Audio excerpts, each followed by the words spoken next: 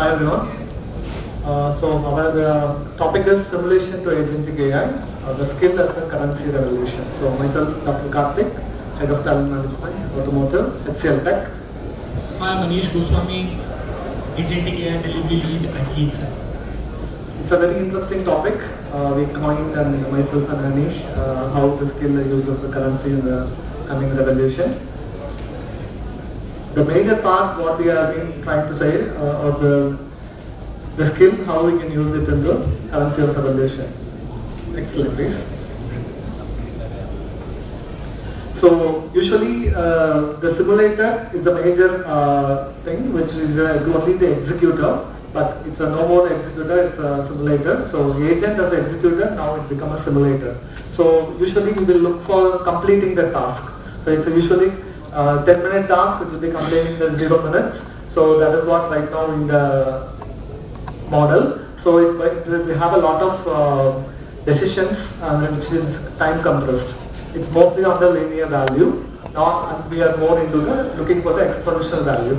So what most enterprises right now is chasing the wrong opportunity. Okay. Thank you, Karthik. So what is happening in today's scenario is in the non-AI world, key things which has happened is that if you take a task, right, and the AST of a task would be of 15-20 minutes. Using agentic workflows, you don't measure the AST anymore. You see what kind of like the 15-20 minute AST could become a 0 minute or just a couple of minutes. But then if you see simulation, what happens right now, it still takes a lot of time, effort. It's still not very intelligent, and that is where an agentic AI-led simulation will make decisions, right, in couple of hours, which used to take couple of months, couple of iterations. So that is where our we want to tell that this would have more advantage than the linear task. So there are three major levers that an agentic layer unlocks. First is the alternate timelines. So basically what happens is if you take up a task, there could be a possibly two to three options that you can actually see, but you don't go to the depth of it and understand what else could happen. So for an example, like if you are telling up what credit card you want to take, right? Like a board is having a discussion, they have a couple of options. But through agentic AI-led simulation, what would happen is that you can run that process for multiple timelines, and what you would get is mostly some of the scenarios which you haven't thought of, and that would get a lot of value.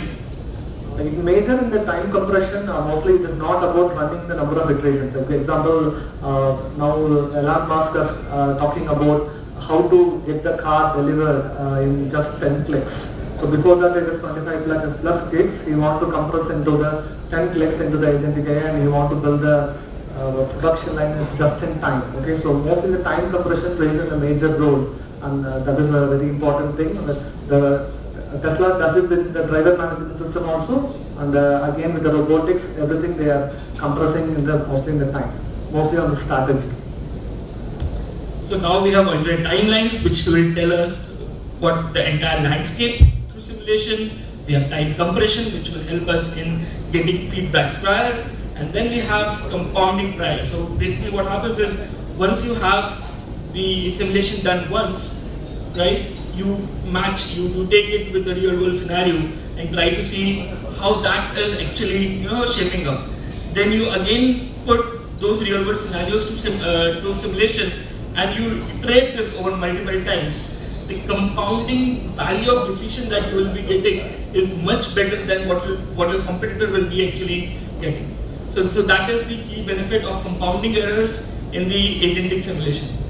So according to me, like the compounding periods, what Anish was explaining, that is very important, because that has a high value on the aspects of the skill.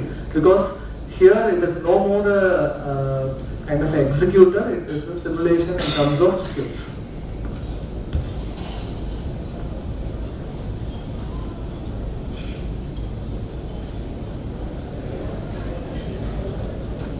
So So when we go into the simulations part and when we talk about the digital twins, mostly many of them will be heard of the digital twin. Okay, so it is like a live, whereas the simulation is a static snapshot, whereas the digital twin is a living mirror or there's a living static snapshot. So mostly without an agent, we will be having only the very static dashboard. Whereas when we talk about the execution side, so it is most on the reactive system. So what is the deviation is there, what is the responses based on the initiations. So everything will be it will be on the reactive side of the executor part. But when you go into the simulator agent, it will be on the decision agent.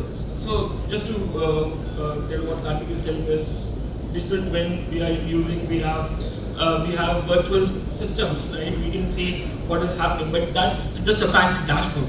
But what happens within that is, like, if you use that digital twin with AI, right, with an executive agent, it becomes reactive. So basically, if something is gonna happen, you would know it prior. But then, if you want to embed some, if you are expecting an outcome, and that outcome is done through a simulator agent with the reactive system. So basically, if you want to say that if you want to come to an outcome, it will take, you have to do a lot of simulation. But then with digital twin and simulation, you can get to that state faster. So for an example, we have BMW. BMW also has this. So they have thousands of factory line, right? That they need to change. So they have to do a lot of permutation combination, and they use exactly this to get to a more optimized factory line. Similarly, that happens with F1 as well, where they do strategy simulation whenever a car arrives at the cockpit.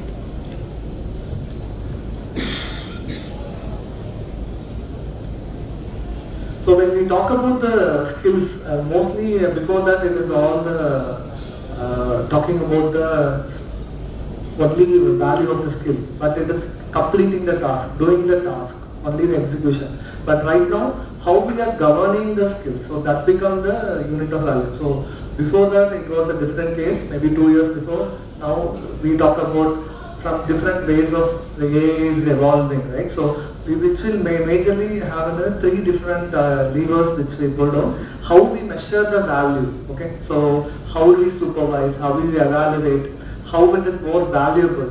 So whether with 300 iteration, whether we are making into 3 simulations, that is better. We crunch time compression, which I always mentioned, Anish was also noting on that point.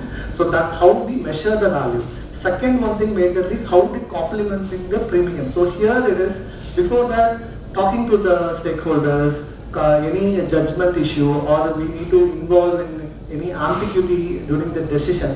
That time, it is usually always a secondary skill. It will never be the primary skill. Now, this particular skill, how to talk with the different stakeholders, how the judgment, human judgment with applied with the AI is becoming a complementary premium. This becoming a must primary skills, and the communication, leadership. So before that it was only a technology direction. Okay, even Jayaram was in last session was talking about how important about, it's not about technology, it is more on people, right? So same thing, it's more about the people judgment, the leadership direction is more important. That is a complementary premium. And how the roles, the third one is how the roles is becoming a portable. So example, I'm using creating one skill for industrial or manufacturing. So same thing can be applied into the banking, insurance, finance, or I can go into the healthcare. Whether I can use the same role as a portable can be a transferable skills. Whether I can use it in the GCC operations, or I can use it to reduce my risk or change the strategy. So this is how the skill works as a currency. So these values, right, what Karthik just alluded, that is something that we have defined into 5 skills that will actually help in, for the future goals, and that is something we call that as a currency. So basically, first skill is a boundary design. When I say boundary design, is the first frontier where, as an individual, you think of how you want to solve a problem, what kind of framework, the agentic framework that would use, what kind of boundaries that agent would have, right? Those things like is something comes under the first boundary design. Then we have system fluency. Basically, you want your agents to connect to your system, internal systems, external systems. There is something called as agent harness. If you are hearing these days this word, that will actually allude to, you know, the your prompt design, to your memory management, to your CI/CD pipelines. So all these things comes under system fluency that your agent need to have. Outcome-based orchestration is basically agent does not have a single task to do. It has to orchestrate through the workflows or the systems. That is where at every layer we need to see how is the outcome aligning to the goal. So that is an outcome orchestration. Then evaluation. Evaluation is the primary. Why evaluation is primary? Because if garbage in, garbage out, that applies. Where if you put a garbage, so that is where you need an evaluation system where you check for the drift. You also understand the chain of thought, the reasoning behind if something is happening. And then fifth is the word building literacy. What it means is whatever you are trying to do via an agent or an agentic system, is it worth doing, or you can just skip that on. For an example, we were doing one project, and in that project, that does not require an AI. That could simply be done through a simple programming.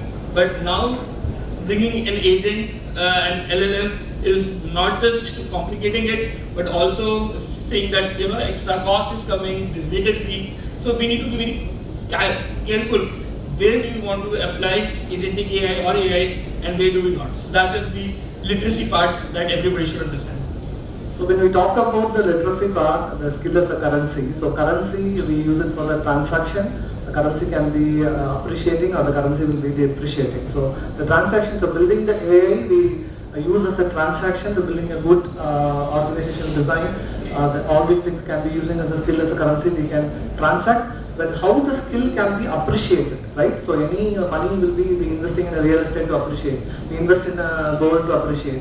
We invest in some other same thing. How the skill can be get appreciated. So we build some AI model and see whether it can be commissioned or integrated into the thing. Then it will appreciate. So example, when the currency is a skill depreciate, if you're not investing the enough upskilling or reskilling on the AI agent, and you are not able to govern the agentic AI, then the skill as currency will always depreciate. So it is not about the job description, it is not about the most LLM programs or the frameworks, but mostly this is the gap which we feel it is right now to fill in for the organization. Again, when we talk about the industry, there is always a challenge. Okay, so industry has a physical labor as a challenge. That is always when we talk about the knowledge, the information has the knowledge, and when we always talk about in the digital era, the data is a challenge. When we come into the agentic, the human judgment applied to AI is always challenge. Right, Anish? Yeah, that's true. That cannot be replaced. So that is where there are two curves which exist right now. One is the linear curve where you automate small tasks, but what actually give you a good ROI on your agentic investments is, can you pull that decisioning done through agentic AI via simulations, via digital twins. That is the crux of our problem. Thank you. And we want to leave you the one question, how the simulation agent save your organization for the next big challenge. So thanks a lot for the opportunity. Thanks for the active listening.